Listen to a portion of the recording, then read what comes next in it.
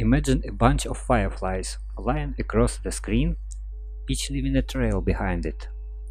That's essentially what this program does. We've got 50 particles that float around smoothly, changing directions randomly, and wrapping around the edges of the screen when they reach the boundary. Normally, when we think about positions on a screen, we use regular x and y coordinates, called Cartesian coordinates.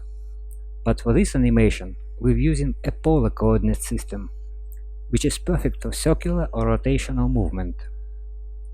Polar coordinates describe a point using an angle, which direction it's facing, a velocity, how far it would go in that direction.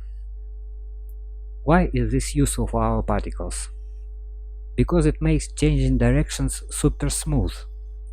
Instead of jerky movements, our particles can gradually rotate to face new directions while maintaining their speed. Why we are using class for our particles? Classes in programming are templates. They let us create many similar objects. Here, our particle class is the template that defines what each particle knows about itself, its position, color, speed, etc.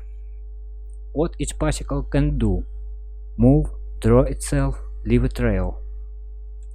Using a class means we can easily make 50, 100 or even 1000 particles that all behave the same way, but have their own individual properties.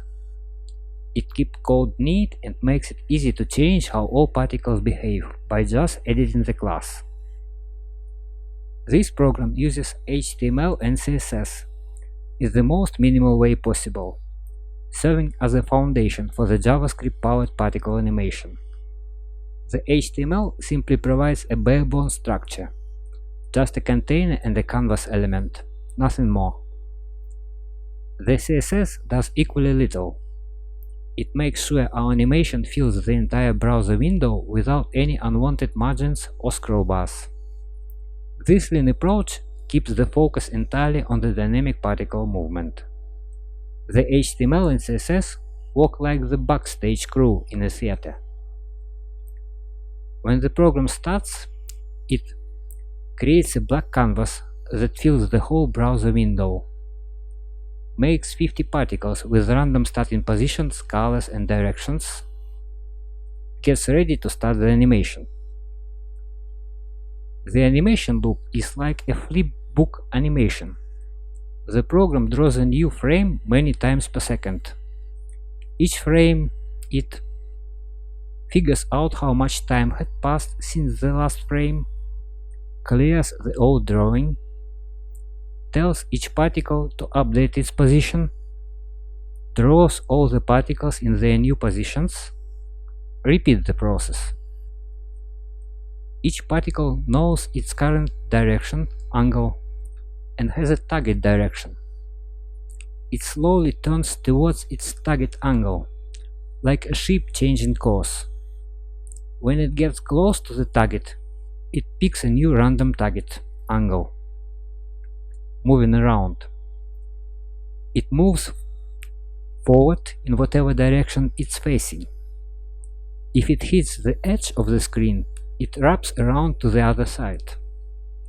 When it wraps, it clears its trail for a cleaner look, leaving a trail.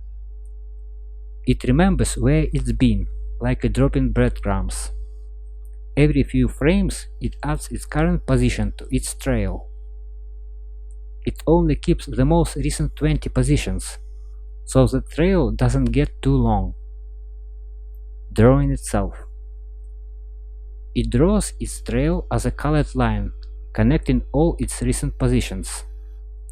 It draws itself as a colored circle at its current position. The color stays the same, but the trail is slightly lighter than the particle. The program is an example of how simple rules can create complex patterns. By adjusting numbers like the turning speed, trail length, or number of particles, you can create completely different effects. The link to the file location is in the description, I will scroll through the file now.